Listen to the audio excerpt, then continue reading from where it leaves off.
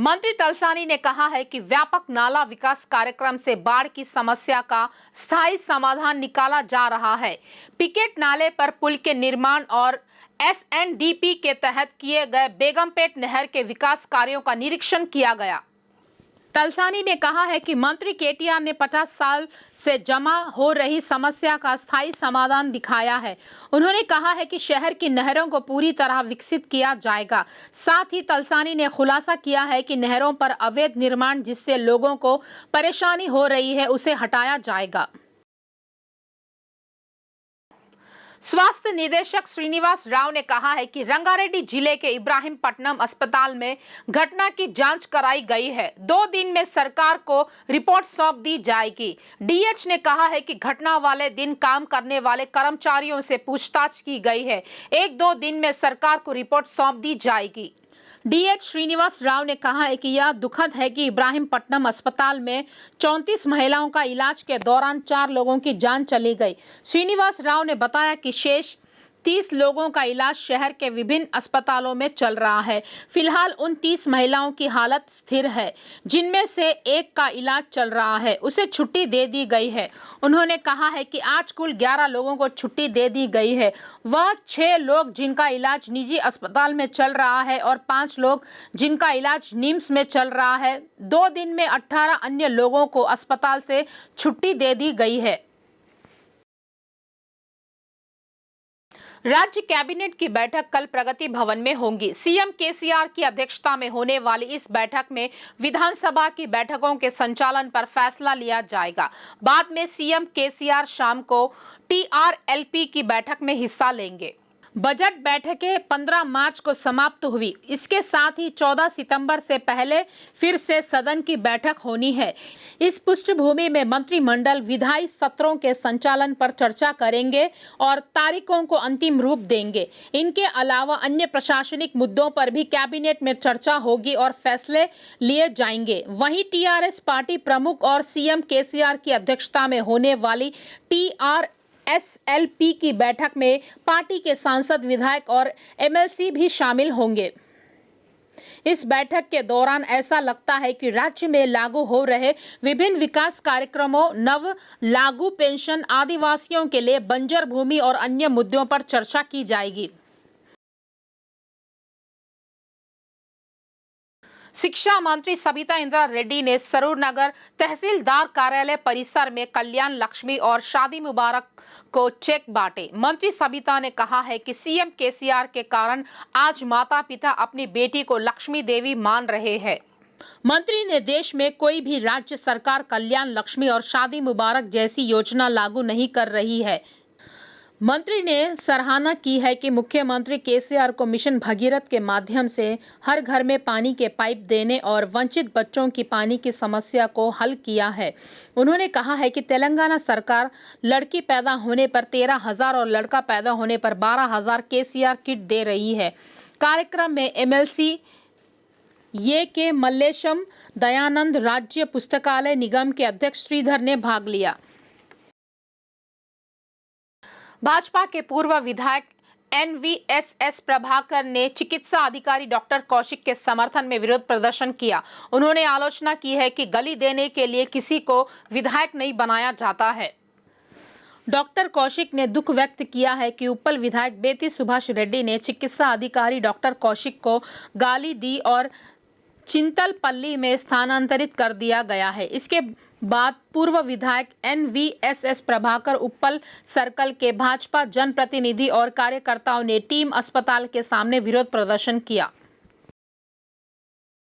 दिवंगत पूर्व मुख्यमंत्री वाईएस राजशेखर रेड्डी की 13वीं पुण्यतिथि के अवसर पर अंबरपेट फीवर हॉस्पिटल में राजशेखर रेड्डी की तस्वीर पर पुष्पांजलि अर्पित की गई। वाईएसआरटीपी नेताओं ने वाईएसआरटीपी अंबरपेट निर्वाचन क्षेत्र के प्रभारी गट्टू रामचंद्र राव के आदेश पर इस कार्यक्रम का आयोजन किया। तत्पश्चात राजकीय उच्च विद्यालय बाग अंबरपेट के विद्यार्थियों को फल वितरित किए गए। उन्होंने याद किया कि वाईएस राजशेखर रेड्डी को राजशेखर रेड्डी के मुख्यमंत्री बनने के बाद न केवल राज्य में बल्कि देश में कई कल्याणकारी योजनाएं प्रदान करने का श्रेय दिया गया है।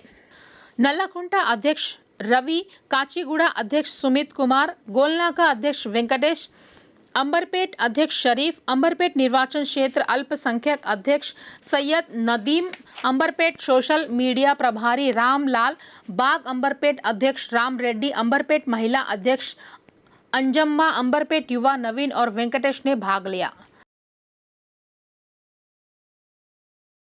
इस्कॉन ने 200 करोड़ की लागत से हैदराबाद के पास राधा कृष्ण मंदिर बनाने का प्रस्ताव रखा है। इस्कॉन के प्रतिनिधियों ने आरण्य भवन में धर्मस्व मंत्री इंद्रकरण रेड्डी से मुलाकात की और मंदिर के लिए 25 एकड़ के भूमि आवंटन के लिए एक ज्ञापन सौंपा। मंत्री को हैदराबाद के पास संगारेड्डी जिले में लीज के आधार पर उपयुक्त भूमि आवंटित करने के लिए कहा गया। मंत्री ने कहा है कि वह इस मामले को सीएम केसीआर के संज्ञान में लेकर उनके आदेश अनुसार फैसला लेंगे। इस्कॉन के प्रतिनिधियों ने मंत्री को बताया कि मंदिर परिसर में एक गुरुकुल, एक वृद्धाश्रम और एक गौशाला भी बनाई जाएगी। इस बैठक में धर्म विभाग के आयुक्त अनिल कुमार, इस्कॉन विशाखा नगर शाखा के अध्यक्ष संब दास प्रभुजी, धर्म विभाग के उपायुक्त रामकृष्ण और इस्कॉन के अन्य प्रतिनिधियों ने भाग लिया। ऐसे समय में जब शहर के कुछ हिस्सों में अशांति देखी गई, कई मुस्लिम एक साथ गणेश चतुर्थी मनाने के लिए एक साथ आए। मुसलमानों ने न केवल गणेश उत्सव में भाग लिया, बल्कि उनमें से कुछ ने त्योहार के लिए मूर्तियों की स्थापना भी की। सद्भाव और भाईचारे के एक उपयुक्त प्रदर्शन में रामनगर के निवासी मोहम्मद सिद्दीकी, जो पिछले 5 वर्षों से टेक्सास में है, ने अपने पसंदीदा गणेश चतुर्थी समारोह में भाग लेने के लिए हैदराबाद के लिए उड़ान भरी। उन्होंने अपने दोस्तों के साथ मिलकर इस साल एक बार फिर गणेश की मूर्ति स्थापित की, जैसा कि वे पिछले 18 वर्षों से करते आ रहे हैं। 10 दिनों तक चलने वाले इस उत्सव को बहुत धूमधाम और जोश के साथ किया जा रहा है। एक पंडाल बनाया गया था जिसे फूलों और मालाओं से सजाया गया था और नृत्य और ऑर्केस्ट्रा के बीच भव्य प्रकाश व्यवस्था की गई थी। सिद्दीकी ने कहा, हम पूरे 10 दिनों में उत्सव में हिस्सा लेते हैं। हमारे परिवार के किसी भी सदस्य ने एक बार भी समारोह को याद नहीं किया। श्री गणपति फ्रेंड्स एसोसिएशन के सदस्य मुत्याला वामसी ने कहा है, हम पिछले 18 सालों से गणेश की मूर्तियां स्थापित कर रहे हैं। इस साल की मूर्ति 18 फीट लंबी है और हमें 2.5 लाख रुपए खर्च किए गए हैं। उन्होंने कहा है कि शहर भर से लोग आते हैं और देखते हैं हमारे इलाके में उत्सव, जो पूरे पड़ोस में सबसे प्रसिद्ध है। जीएचएमसी की स्थायी समिति के सदस्यों ने अंबरपेट के पार्षद ई विजय कुमार गौड़ द्वारा अंबरपेट डिवीजन के नगर पालिका ग्राउंड में जीएचएमसी स्वच्छता कर्मचारियों को डिब्बे सौंपे। यह सुझाव दिया गया है कि इस अंबरपेट मंडल को कचरा मुक्त मंडल बनाया जाए। लोग अलग अलग क्षेत्रों में सड़कों पर कचरा ना फेंके और इसे सफाई कर्मचारियों द्वारा उपलब्ध कराए गए कूड़ेदानों में डालें। उन्होंने बताया कि आसपास के क्षेत्र न केवल स्वच्छ होंगे बल्कि स्वस्थ भी रहेंगे। इस कार्यक्रम में एसएफए स्टाफ पाशा भास्कर, शिवराम, श्रीनु, सफाई कर्मचारी, टीआरएस पार्टी के नेता रफीक, यूसुफ बाबा, रेखा, वेनु और प्रवीण ने भाग लिया। शहर में डुंडीगल अंतर्गत बोरमपेटा में सड़क पर खेल रहे एक लड़के को एक कार ने टक्कर मार दी। दुर्घटना के दृश्य सीसीटीवी कैमरे में रिकॉर्ड हो गया। घर के सामने खड़ी कार को हटाते समय अचानक वह 15 माह का बालक रिहान सड़क पर आ गया, लेकिन चालक ने लड़के को देखे बिना कार आगे बढ़ा दी। एक कार लड़के के ऊपर से निकल गई। बच्चे को सड़क पर पड़ा देख परिजन फौरन दौड़ पड़े और बच्चे को अस्पताल ले गए। हालांकि हादसे में बालक बाल बच गया। डॉक्टरों ने खुलासा किया कि इलाज के बाद लड़के की हालत बेहतर है और उसकी जान को कोई खतरा नहीं है। पुलिस सीसीटीवी फुटेज के आधार पर मामला दर्ज कर जांच कर रही है।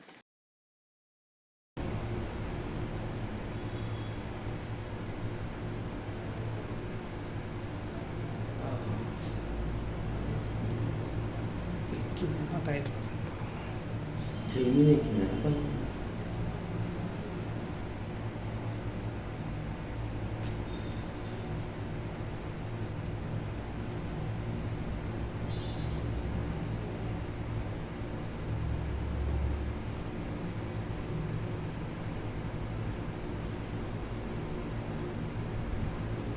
उच्च कक्षा के छात्रों को भी शुल्क उत्पीड़न का सामना करना पड़ रहा है। एक साथ फीस का भुगतान नहीं करने पर ही दाखिले को रद्द करने की धमकी दी जा रही है। शहर के बाहरी इलाके में कोंडापुर, अजीज नगर, मियापुर में एक डीम्ड विश्वविद्यालय एपी में अनुमोदन प्राप्त कर तेलंगाना में यूजीसी के विशेष आदेश के साथ विभिन्न पाठ्यक्रमों के लिए कक्षाएं संचालित करता है। शहर का एक छात्र यूनिवर्सिटी के आर्टिफिशियल इंटेलिजेंस कोर्स में शामिल हुआ। जैसा कि पाठ्यक्रम के लिए 1,85,000 रुपए की फीस जमा करना था, इस साल 24 अप्रैल को उन्होंने 50,000 रुपए की पहली किस्त का भुगतान किया और कक्षाओं में भाग लिया। वहीं प्राचार्य ने छात्र को लिखित नोटिस देते हुए कहा है कि अगर तत्काल शुल्क का भुगतान नहीं किया गया तो सीट रद्द कर दी जाएगी। राजेंद्र नगर यातायात पुलिस ने गुरुवार की रात किस्मतपुर ब्रिज पर शराब पीकर गाड़ी चला रहे कई लोगों को गिरफ्तार किया। इस दौरान 14 दोपहिया वाहन व 2 कार चालक पकड़े गए।